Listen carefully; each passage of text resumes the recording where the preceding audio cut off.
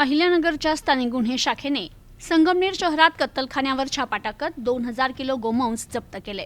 अहिल्यानगर जिल्हा पोलीस अधीक्षक मुमक्का सुदर्शन यांच्या आदेशानुसार स्थानिक गुन्हे शाखेचे पोलीस निरीक्षक संतोष मुटकुळे यांनी पथक तयार करत गोवंशीय जनावरांची कत्तल करणाऱ्या इसमांची माहिती काढून कारवाई करण्याकामी सूचना आणि मार्गदर्शन करत पथकास रवाना केलं।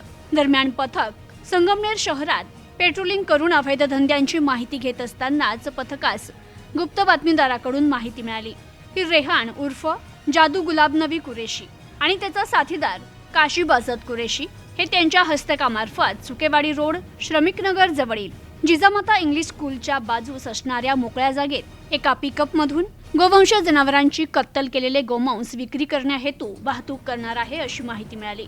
पथकाने तात्काळ संबंधित ठिकाणी जाऊन खात्री केली असता एक पिकअप गाडी तेथे उभी दिसली। पथकाने तेथे छापा टाकण्यासाठी जात असताना तेथील इसमांना पोलिसांची चाहूल लागताच ते इसम अंधाराचा फायदा घेऊन पळून गेले।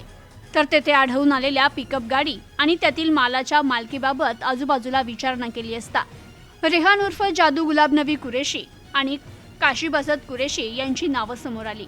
पथकाने घटना ठिकाणावरून 6 लाख रुपये किमतीचे 2000 किलो गोमांस, 6 लाख रुपये किमतीची एक महिंद्रा बोलेरो पिकअप असा एकूण 12 लाख रुपये किमतीचा मुद्देमाल जप्त करण्यात आला आणि आरोपी विरुद्ध संगमनेर शहर पोलीस ठाण्यात गुन्हा दाखल करण्यात आलाय। Bureau report, news today 24, Sangamner, Ahilyanagar.